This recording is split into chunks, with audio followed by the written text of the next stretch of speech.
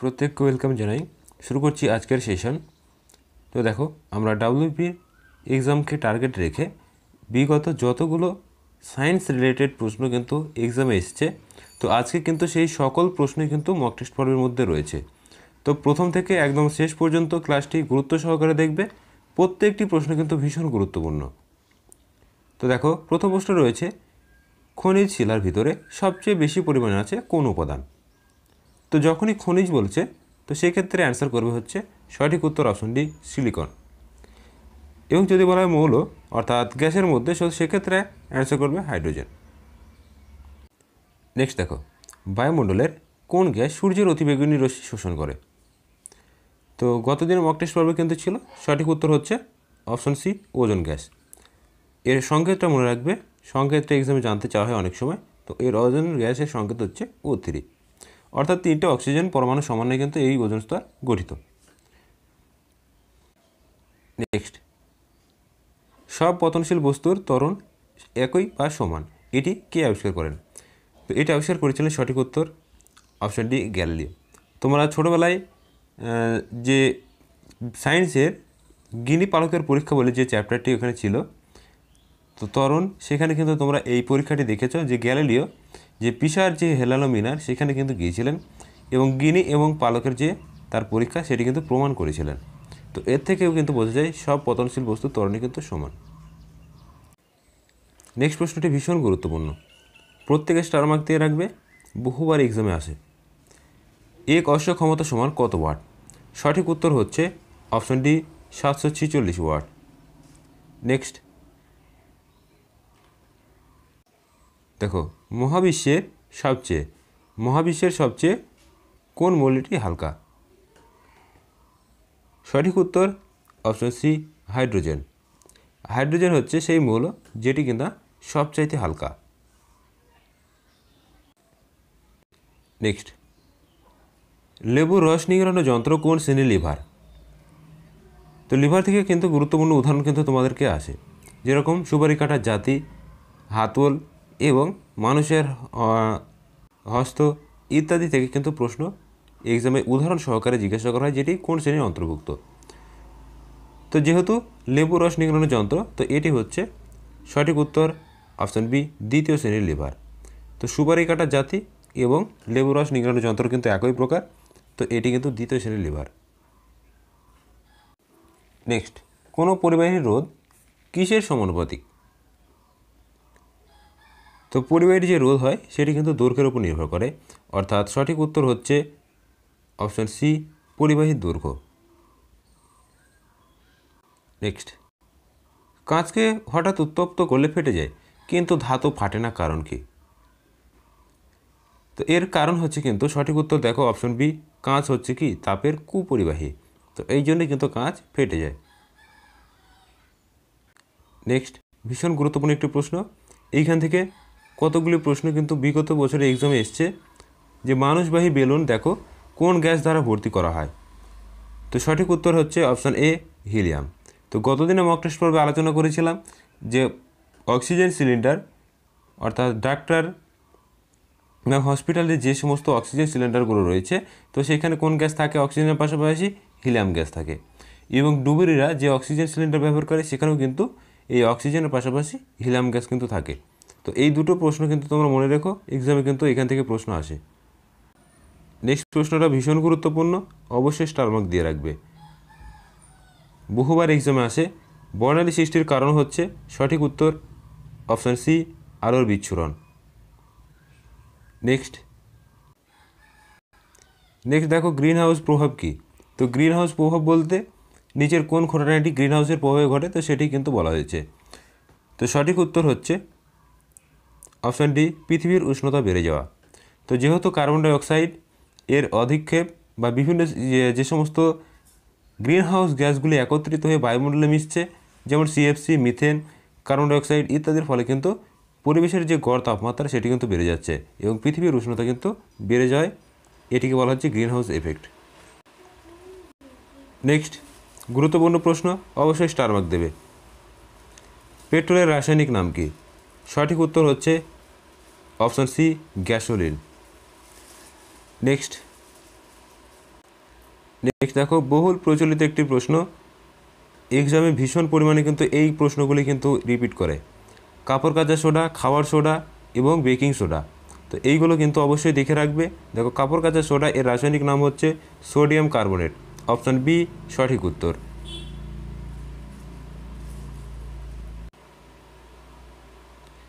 Next, amalgam বা পারদ সংকরের একটি নিশ্চিত উপাদান হলো কি?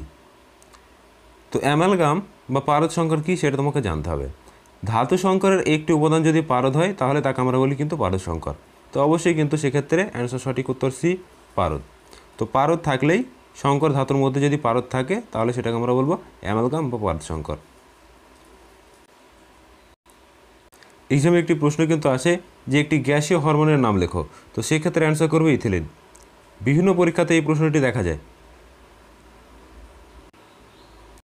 নেক্সট দেখো, তড়িৎ লেপন যে চ্যাপ্টারটি রয়েছে, বিভিন্ন ধাতু সংকরের উপর যে আমরা লেপন করে থাকি, তো এখান থেকে কিন্তু প্রশ্ন এসেছে, ধাতুর উপর দস্তার আস্তরণ দেওয়াকে কী বলা হয়? তো এক কথায় লোহার উপর জিঙ্কের প্রলেপ দেওয়া হয়, তো সেটাকে কিন্তু একটু ঘুরিয়ে বলা হয়েছে। তো এটাকে বলা হচ্ছে সঠিক উত্তর অপশান ডি, গ্যালভানাইজেশন। দেখো, অপশান সি হচ্ছে সঠিক উত্তর, গ্যালভানাইজেশন। গ্যালভানাইজেশন বলা হয় যে লোহার উপর জিঙ্কের প্রলেপ বা ধাতুর উপর জিঙ্ক বা দস্তার প্রলেপ দেওয়াকে। বহুবার কিন্তু এক্সামে আসে, অনেকে কিন্তু ভুল করে, তো অবশ্যই দেখে রাখবে।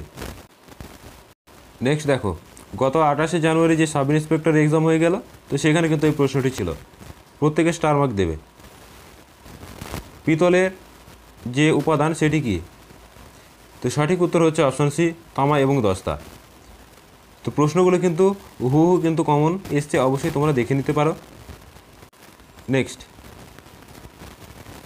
তরল অধাতু কোনটি?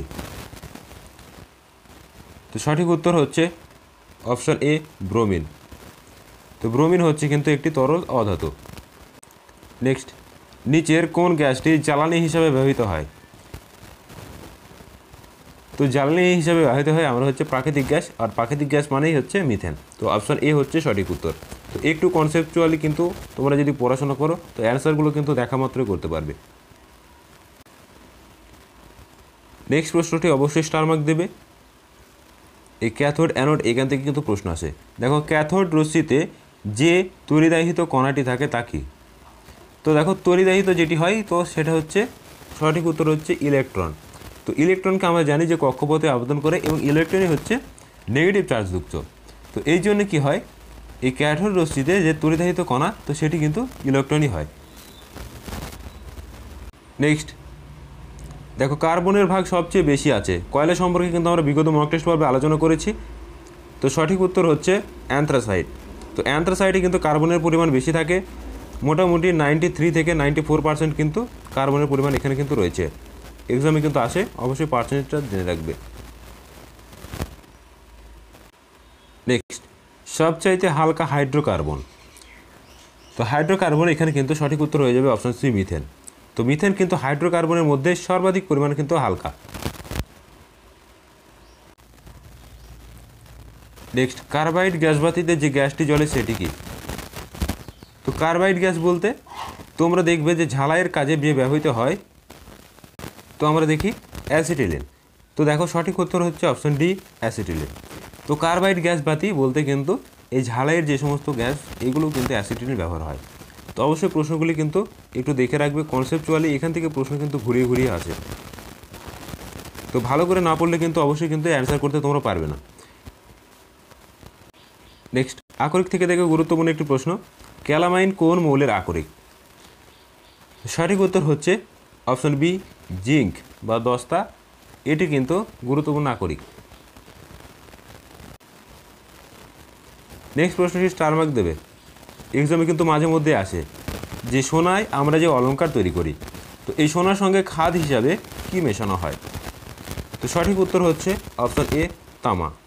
তো তামাকে কিন্তু এই সোনার সঙ্গে খাদ হিসেবে মেশানো হয়। তো বিশেষত সোনা হচ্ছে কিন্তু সবচেয়ে নমনীয় ধাতু, তো শক্ত করার জন্য এই তামাটা কিন্তু মেশানো হয়ে থাকে। নেক্সট দেখো, কোন ধাতু হাইড্রোক্লোরিক অ্যাসিডের সঙ্গে বিক্রিয়ায় হাইড্রোজেন উৎপন্ন করে না? অবশ্যই কিন্তু খেয়াল রাখবে, করে না। তো সেক্ষেত্রে অ্যান্সার হচ্ছে অপশান বি, সঠিক উত্তর তামা। তামা কিন্তু হাইড্রোক্লোরিক অ্যাসিডের সঙ্গে বিক্রিয়ায় হাইড্রোজেন উৎপন্ন করে না, এবং বাদবাকি অ্যালুমিনিয়াম, জিঙ্ক এবং সিলভার অবশ্যই কিন্তু এগুলো করে। নেক্সট প্রশ্ন দেখো, নিচের কোনটি টাইপ মেটালের উপাদান? সঠিক উত্তর হচ্ছে অপশন বি, সীসা। সীসা একটি টাইপ মেটালের উপাদান। নেক্সট দেখো, তোমাদের ডাব্লিউবি যে পুলিশ কনস্টেবল, বিগত বছর থেকে এই প্রশ্নটি নেওয়া হয়েছে, রাস্তার হলুদ বাতিতে কোন গ্যাস ব্যবহৃত হয়? সঠিক উত্তর হচ্ছে সোডিয়াম। অপশন এ, সোডিয়াম হচ্ছে সঠিক উত্তর। এটি রাস্তার হলুদ যে বাতি তোমরা দেখতে পাবে, আগেরকার দিনে যে রাস্তায় সেখানে কিন্তু এই গ্যাসটি ব্যবহার করা হতো। নেক্সট, যদুগোড়া কোন ধাতুর প্রাপ্তির কারণে বিখ্যাত? তো যদুগোড়া হচ্ছে একটি বিখ্যাত কিন্তু ইউরেনিয়াম খনি। ভারতের একটি গুরুত্বপূর্ণ ইউরেনিয়াম খনি হচ্ছে এই যদুগোড়া। এক্সামে কিন্তু আসে, তো অবশ্যই প্রশ্নটি মনে রাখবে যে যদুগোড়া হচ্ছে একটি ইউরেনিয়াম খনি। নেক্সট, লাইম ওয়াটারে কী আছে? লাইম ওয়াটারে কিন্তু গুরুত্বপূর্ণ উপাদান হিসেবে তোমরা দেখবে ক্যালসিয়াম হাইড্রোক্সাইড, অর্থাৎ অপশন বি সঠিক উত্তর। এই সমস্ত যে যৌগগুলো আছে তোমরা একটু দেখে রাখবে, লাইম ওয়াটার, সোডা ওয়াটার, এর উপাদানগুলো থেকে কিন্তু প্রশ্ন মাঝে মধ্যে জানতে চাওয়া হয়, তো প্রশ্নপত্র ঘুরিয়ে কিন্তু আসতেই পারে, তো অবশ্যই দেখে রাখবে। নেক্সট দেখো, সাধারণ লবণ বা টেবল সল্ট হলো, দেখো প্রশ্নটি কিন্তু এরকম এসেছিল যে টেবল সল্ট হলো কি, কোন প্রকৃতির লবণ, বা সংকেতটাই কিন্তু জানতে চাওয়া হয়েছে। কিন্তু তোমাদেরকে যদি সাধারণ লবণ জিজ্ঞাসা করা হয়, অনায়াসলি কিন্তু তোমরা অ্যান্সার করতে পারবে, কিন্তু যখনই নামটা চেঞ্জ করে দেওয়া হয় যে টেবল সল্ট, তখন কিন্তু আর পারবে না। তো এইটা কিন্তু অবশ্যই মনে রাখবে। তো সাধারণ লবণ বা টেবল সল্ট হলো কিন্তু সোডিয়াম ক্লোরাইড। তো অপশন এ দেখো সঠিক উত্তর, সোডিয়াম ক্লোরাইডের কিন্তু এর রাসায়নিক নাম। নেক্সট দেখো, ব্যাটারিতে কোন অ্যাসিড ব্যবহার করা হয়?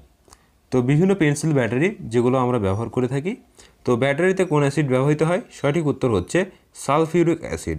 অপশান সি, H2SO4 বা সালফিউরিক অ্যাসিড কিন্তু ব্যবহার করা হয়। নেক্সট, ইলেকট্রিক বাল্বে কোন গ্যাস থাকে?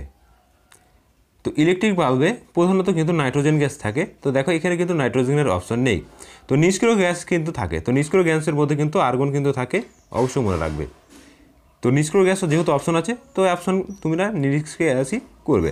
তো দেখবে অনেক সময় নিষ্ক্রিয় গ্যাসের মধ্যে কিন্তু আর্গনটাকে তুলে দেয়, তো আর্গনটাই হচ্ছে কিন্তু মেনলি নিষ্ক্রিয় গ্যাস, এবং এটি কিন্তু ব্যবহৃত হয়। প্রধানত আমরা যেগুলো ব্যবহার করি সেগুলিতে কিন্তু নিষ্ক্রিয় গ্যাস থাকে না, সেটাকে আমরা নাইট্রোজেন গ্যাস দেখতে পাই। অবশ্যই মনে রাখবে, এই ধরনের প্রশ্ন কিন্তু এক্সামে আসবে। নেক্সট, লেবুতে কোন অ্যাসিড থাকে? বহুবার তোমরা এই প্রশ্নটি এক্সামে দেখতে পাবে, ঘুরে ঘুরে কিন্তু আসে। তো লেবুতে থাকে হচ্ছে সঠিক উত্তর citric acid. Option C. Next, সমুদ্রের জলে প্রচুর পরিমাণে পাওয়া যায় কোনটি? তো সমুদ্রের জলে যেটি আমরা পাবো সেটি হচ্ছে সাধারণ লবণ। অপশান সি, যেহেতু নোনা জল থেকে আমরা লবণ উৎপন্ন করে থাকি। নেক্সট প্রশ্নটি ভীষণ গুরুত্বপূর্ণ, প্রত্যেকের প্রশ্নটি কিন্তু স্টার মার্ক দিয়ে রাখবে। মৃদু জল এবং ক্ষর জল এই ব্যবহার থেকে কিন্তু প্রশ্ন আসে। দেখো, কলকারখানা বয়লারে যে জল ব্যবহৃত হয় তাকে আমরা কী বলি? তো কলকারখানা বয়লারে যেটি ব্যবহৃত হয় সঠিক উত্তর হচ্ছে অপশান বি, মৃদু জল। নেক্সট,